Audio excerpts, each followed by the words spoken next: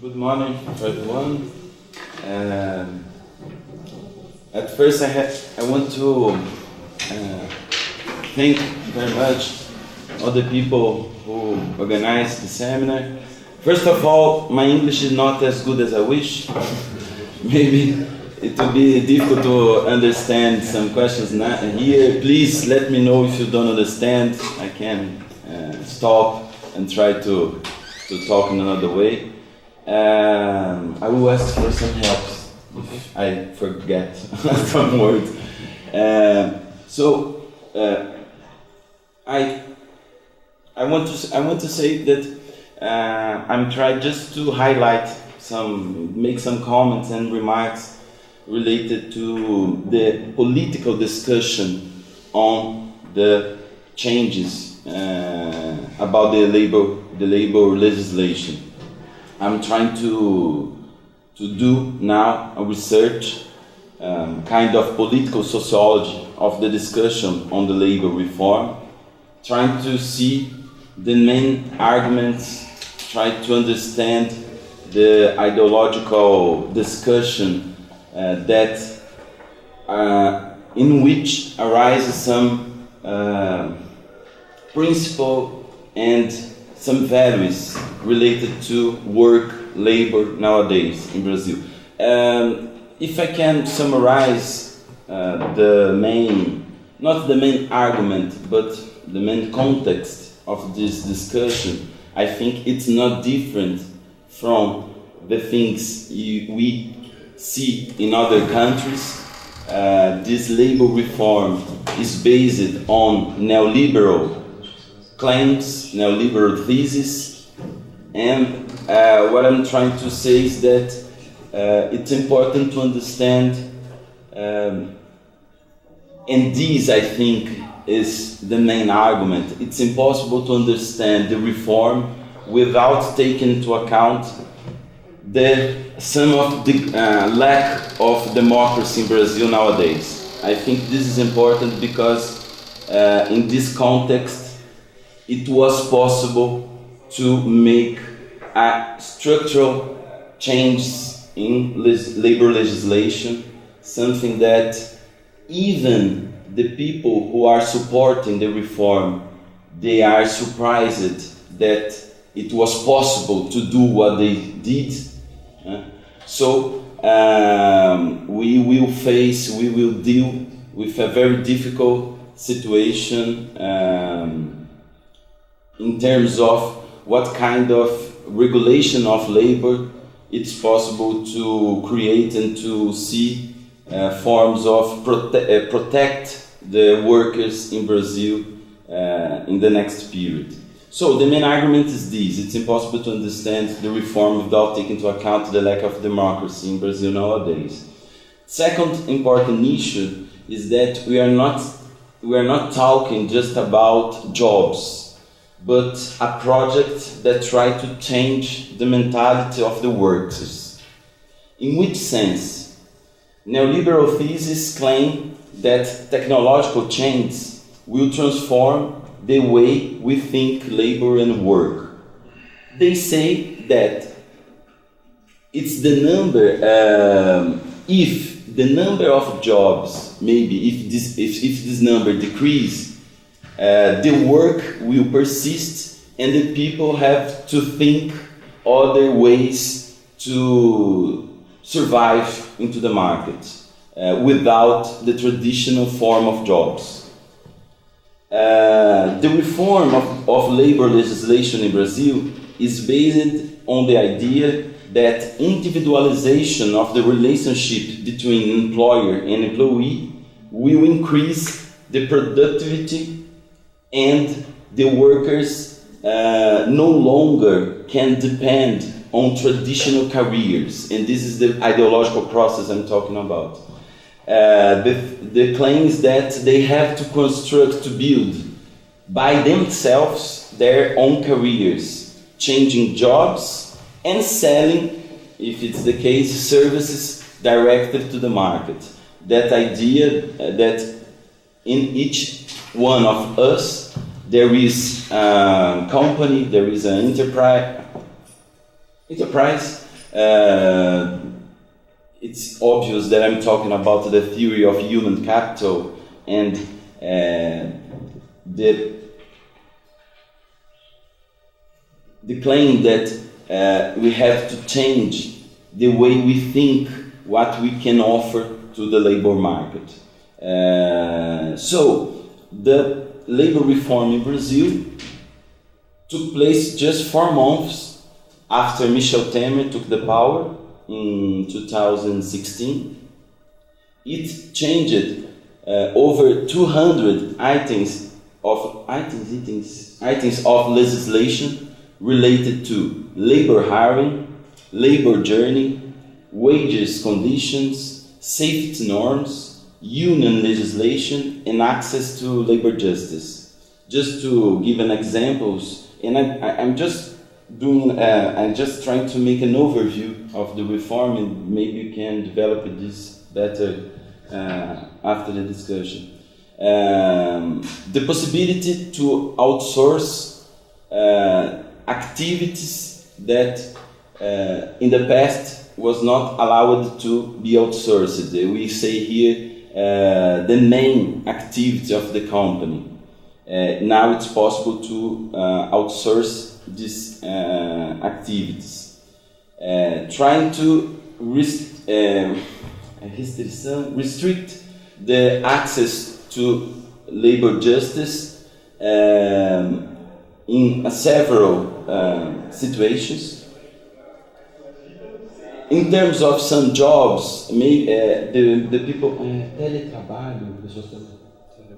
it's not. I think it not make sense in English. Teleworkers, the people who work from your house and use the technological computers to make services. I'm sorry, but I forgot the name in English. But it's now homework, kind of homework. Yes. They try to limit, it's not possible to limit the journey of these workers with this legislation. They try to create more possibilities to individual agreements. They attempt to create some kinds of compensations of the day by individual agreements. They allowed different kinds of formal labor journey. It's important also to say some restrictions of claims related to moral damages. They release the possibility to pregnant women to work in conditions, not safe conditions, in terms of some activities that in the past is not allowed to work, pregnant women. And I think just two remarks on this thing. They create the name here is intermittent work contract, labor contract. The reform creates the concept of intermittent work. It's possible to alternate periods of labor, periods of service, and periods of inactivity, determined by hours, days, and months, regardless the type of activity of the employee and the employer. This means the possibility of a return to salary based on worked hours, but the worker can receive less than a minimum wage in terms of this, if he has or she has this contract. So there are other kinds of changes, but what I'm trying to say, I'm not trying to talk about everyone, but I think that's important here to create a possibility for us to discuss the political and ideological process that is trying to make a different configuration of jobs and works. In this sense, it's important to understand which is the main argument that was used to support the reform. The argument is that if it's easy to hire and to dismiss workers, this process will create efficiency and maybe more jobs. More than this, a kind of social justice claim is used to promote the reform. The law is seen as an obstacle to formalize workers who are in the informal sector. The thing is, I'm trying to make this clear.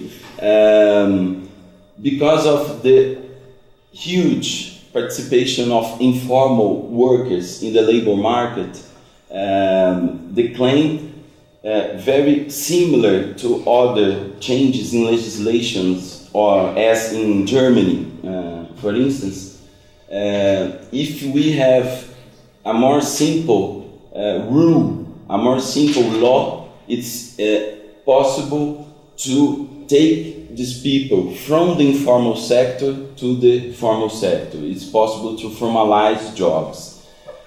We have to say that it's almost 1 year of the reform, almost this.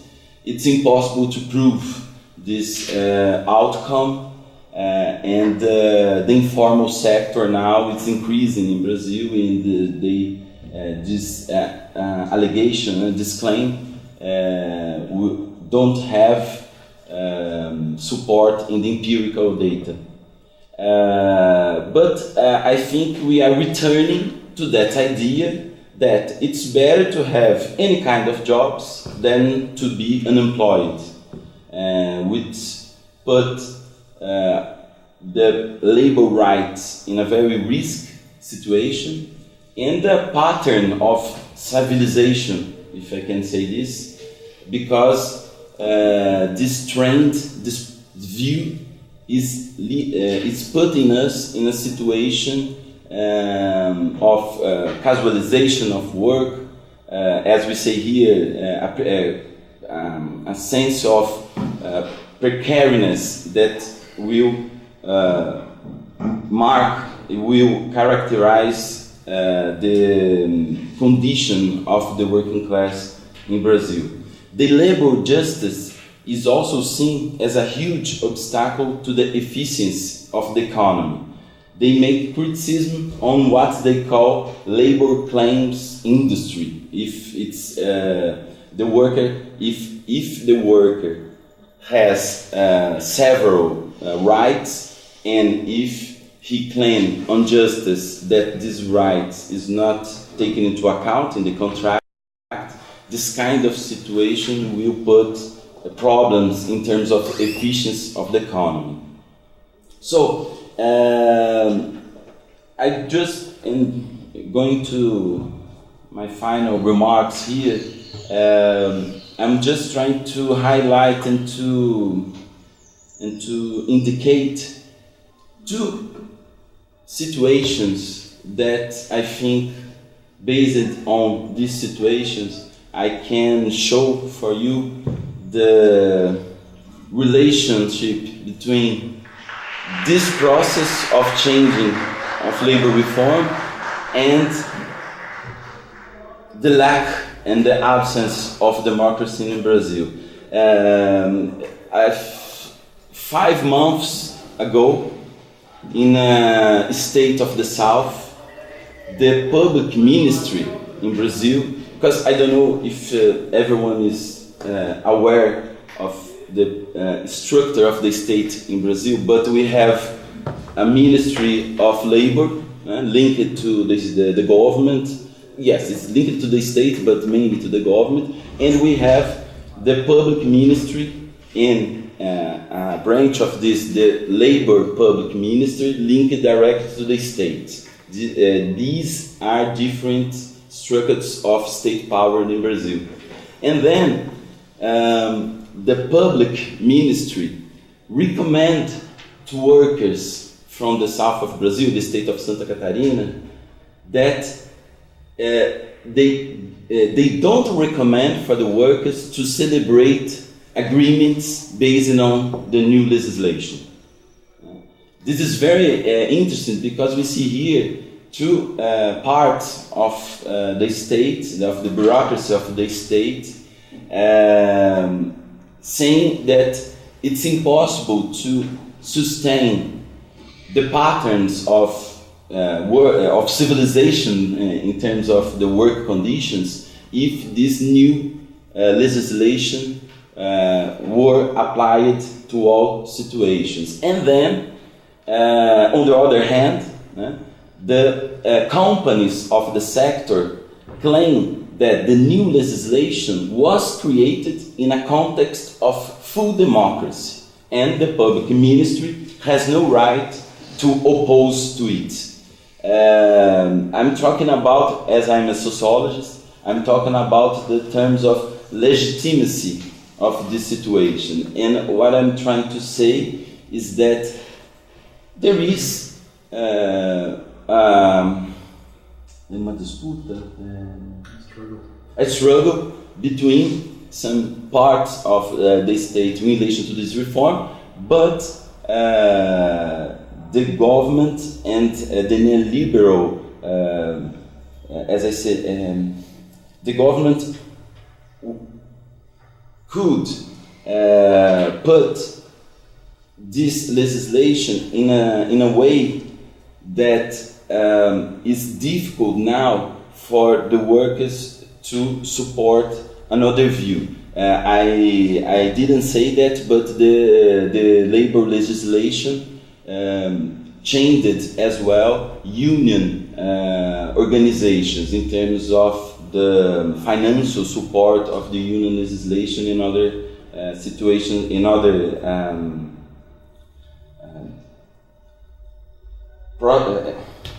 in other I forgot the name.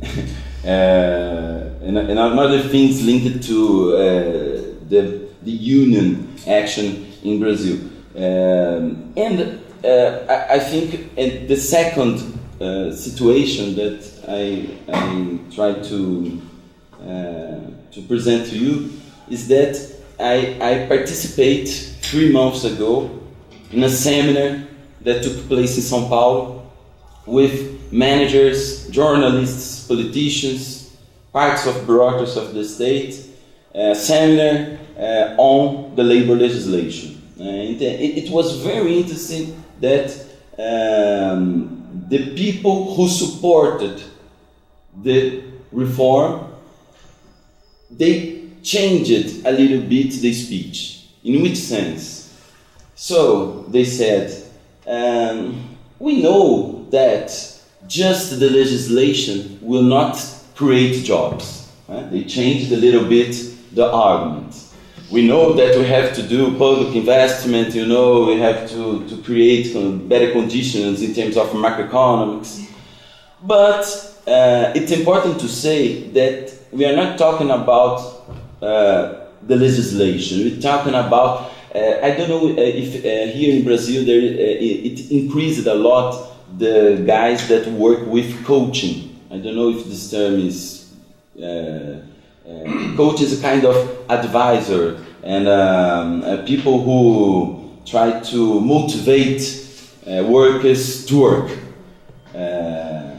And then managers and this kind of coaches of jobs said, what we are trying to do here is a changing in what they call mental model, model of mentality. What they are trying to say, that it's impossible in the future to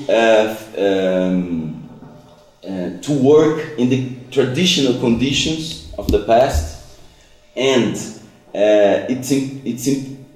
it's necessary to create a view that everyone has to develop your own human capital and try to make different things along his professional career, professional life. And it is interesting that they explicitly linked the reform, the labor reform, to the education reform in Brazil, because there are two huge reforms that took place months ago: the labor reform and education reform. Education reform linked to the high school, no? High school here, and they are trying to create a mentality since the beginning of the formation of workers, people, individuals, that they don't have to support collective actions. They have to think in an individualized way. And as we don't know exactly what the types of work that will exist in the future, you just have to have abilities in terms of emotional abilities, in terms of personal abilities to gain access to market and to be successful in their lives. So I think we are seeing here a process that is bigger than just economic or juridic changes in legislation. This process is inside the schools, the university, and this process creates input for everyone who is concerned in terms of rights, in terms of democracy. What kind of society we will have in Brazil in the next years? Just to make a final remark, I think that this process is not finished. Why? If everyone here is following the news on elections, we see that there are a division among the people in society about the measures took by Temer to rule the state, and it's not so likely, but maybe it's possible to think in ways of